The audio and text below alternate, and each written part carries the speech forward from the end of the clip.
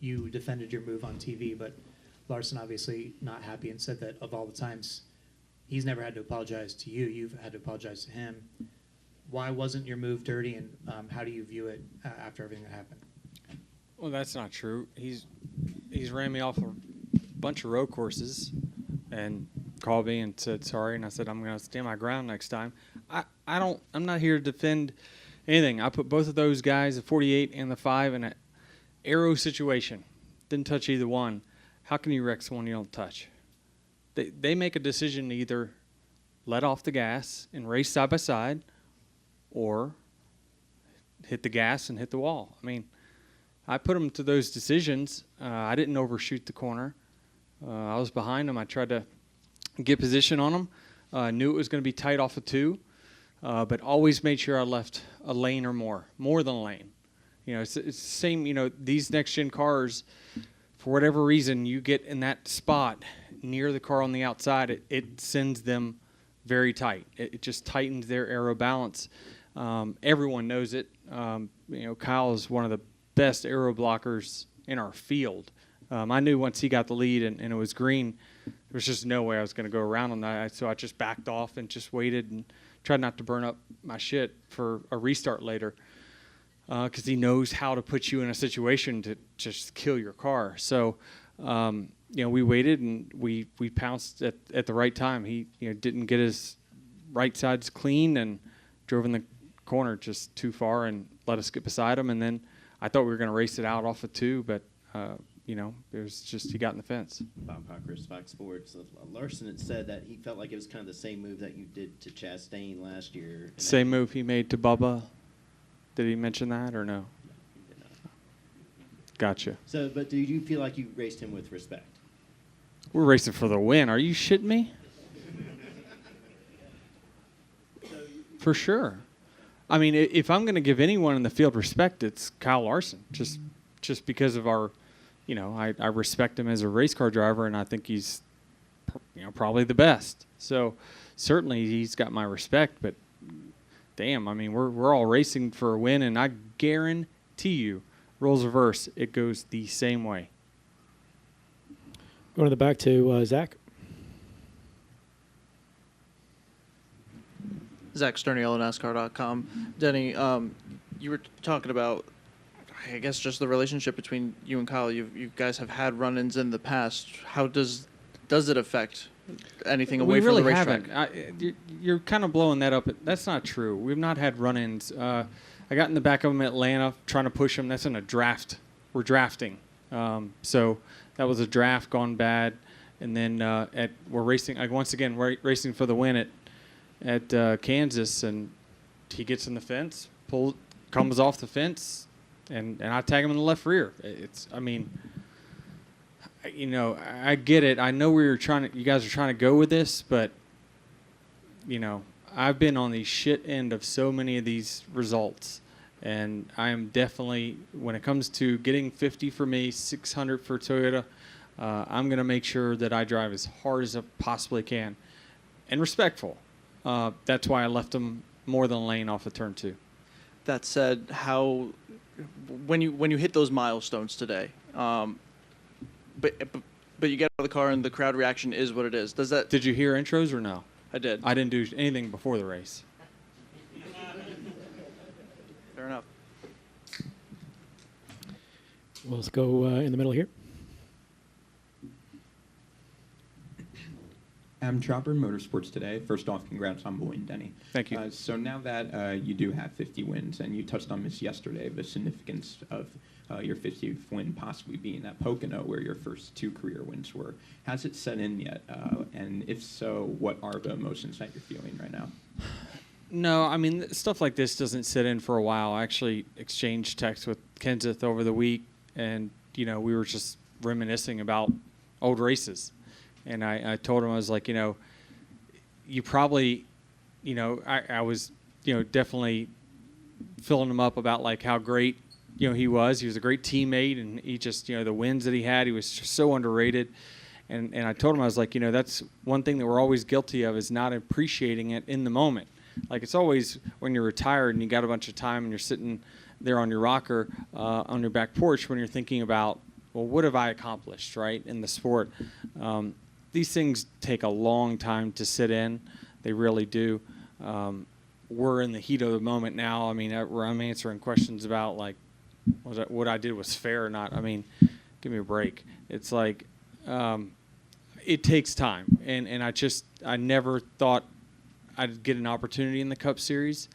But luckily, J.D. Gibbs took a chance, and Joe Gibbs took a chance on me nearly 20 years ago. And to get my 50th when it comes down to the track that I got my first, it certainly is special. And like I told you yesterday, I knew that, every weekend I go into it thinking, man, this would be the perfect weekend for it, because there's always the right time to win. But I think there's just little things like my old car chief, Spider, that works at the Joe Gibbs Racing, found in his old toolbox my grandmother's St. Christopher.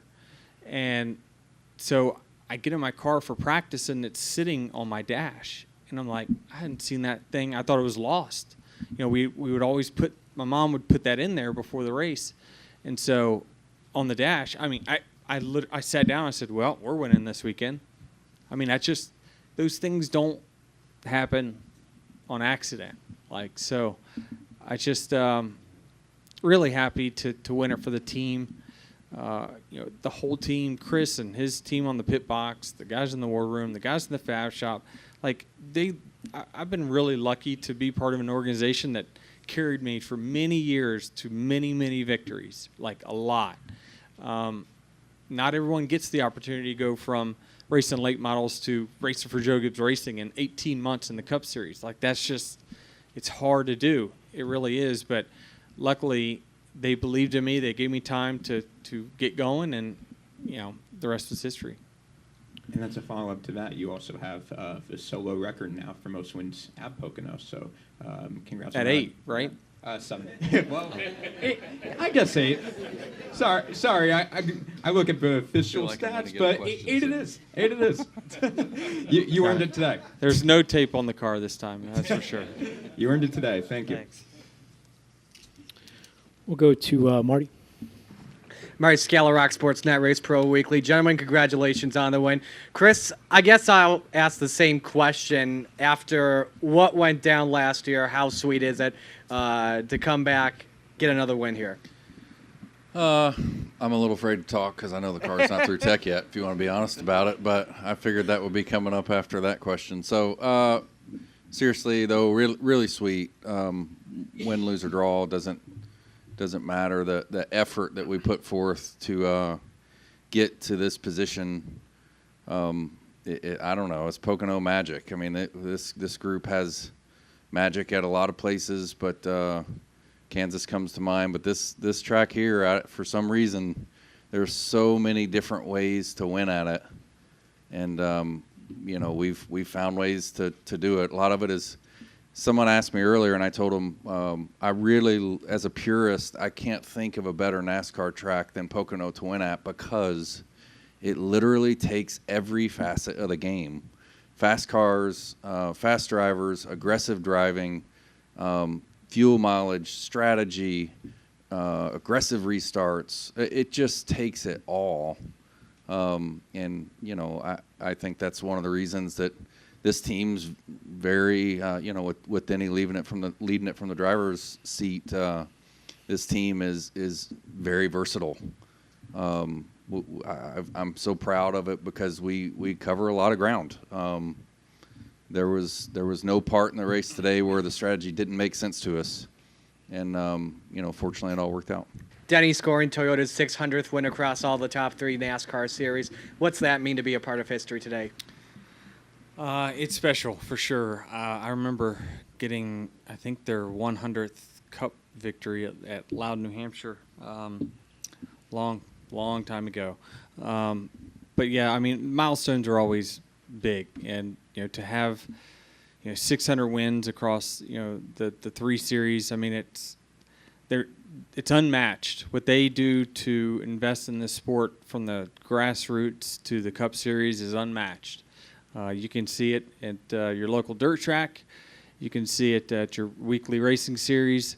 They are all in on NASCAR. And so to be part of that type of organization and that type of manufacturer certainly means a lot from my standpoint. I was nervous in 2008 when we switched over, right? And we had a lot of success before that. But, the Joe Gibbs Racing team thought that this was the best move for them.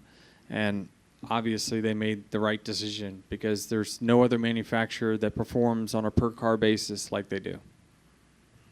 Go to Kelly. Raise your hand, Kelly.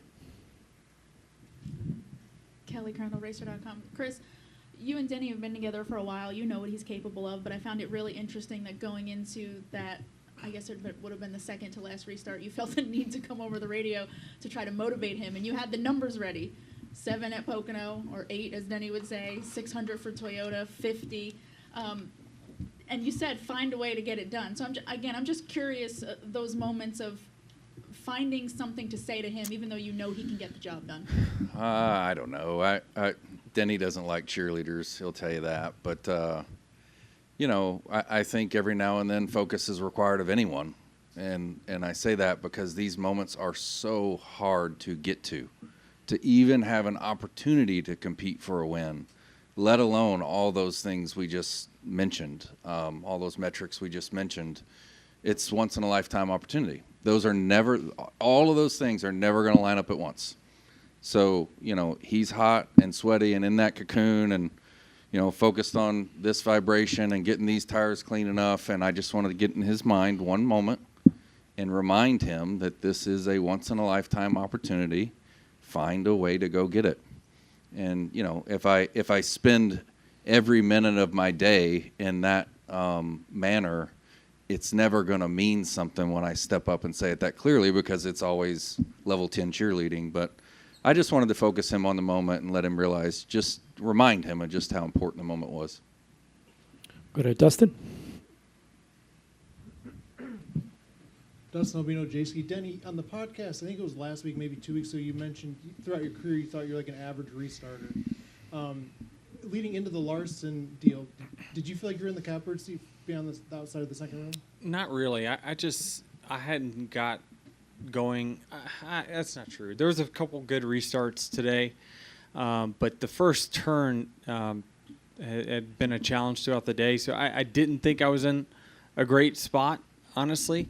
But you just never know, right? I mean, certainly anything can happen on the front row, but I would rather my shot on the front row. But, the critical moment really was right before turn 1, clearing the 19.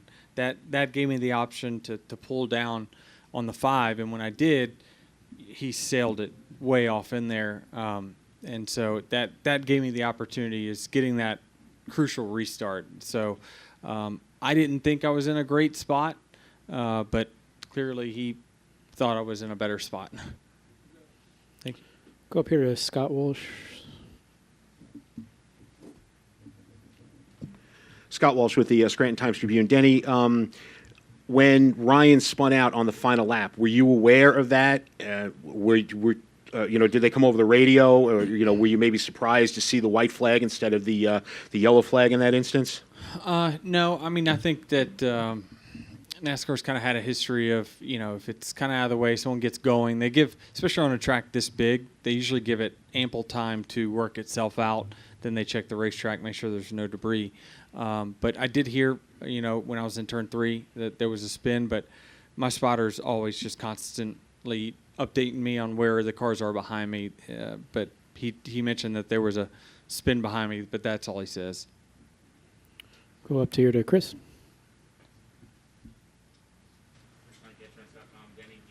Do anything to try to shift the cheers or the boos back to cheers, or does that really bother you, or No. are you embracing this kind of villain role? I mean, I'm just too old to care. I mean, had I had got another 20 years ahead of me, then I get it, but fandom doesn't give me trophies. Fandom doesn't, doesn't do the job for me. So I just, I in my career just had some pivotal moments getting into guys when they were super popular and I just kind of wasn't. So I'm okay with it because the fans were passionate about what they saw, and I think if you were a Denny Hamlin fan, you probably and if there was that many, then maybe you'd probably hear the same thing. But it's just I don't know. I never really resonated with fans for whatever reason. I got here on hard work and the old-fashioned way, but I'm just not that likable, which is okay. I mean, I think I'm just not one of those good old boys, right? So it's just myself. I am. I try to treat people really well, and do the right things, and let the fans cheer for whoever they want. But as long as they're making some sort of noise, it's okay. He had some stern words post-race, saying that you weren't the victim. Do you feel like you were a victim of circumstances battling Larson there at the end? I don't know what you mean. He felt like you're playing he just said you weren't a victim. Like he felt like that your explanation, like you were that it was on, that it wasn't. How do I say this? Like he felt like it wasn't. It was. How do I say this? Sorry. You're good. He just said that Denny's got to quit playing the victim. That you were responsible for this, and it was your fault. I was racing for the win. I never said that Kyle did anything to me, and I deserved to get we were just racing for the win. I think sometimes analysts' views it depends on who's the character, really. I mean, if that's the truth in it. It's very hard to be unbiased. It's so hard, but those were two guys racing for the win, and certainly roles reversed. It goes the exact same way. Now we have several hands still up. I'm going to let Chris go. Chris, I know you got to get to tech. I believe in one more interview, so we'll let you go. Congratulations on the big win. All right, thanks. We'll take a few more for Denny. I know we have several hands up. Won't be able to get to everybody, but we'll do the best we can.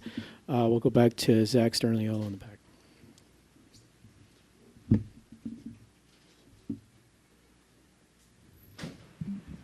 Denny, I know you said you didn't touch the 48, and the video showed that. But what did happen from your perspective? Were you surprised he went around the way that as quickly as he did? And I know there have been, I would assume unintentionally, and it has looked that way, in several instances between the two of you just over the course of the last month. Yeah, I mean, we talked after. People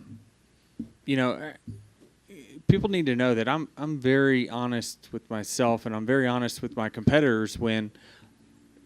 I know that they made a mistake, and I try to tell them, my side when I make a mistake.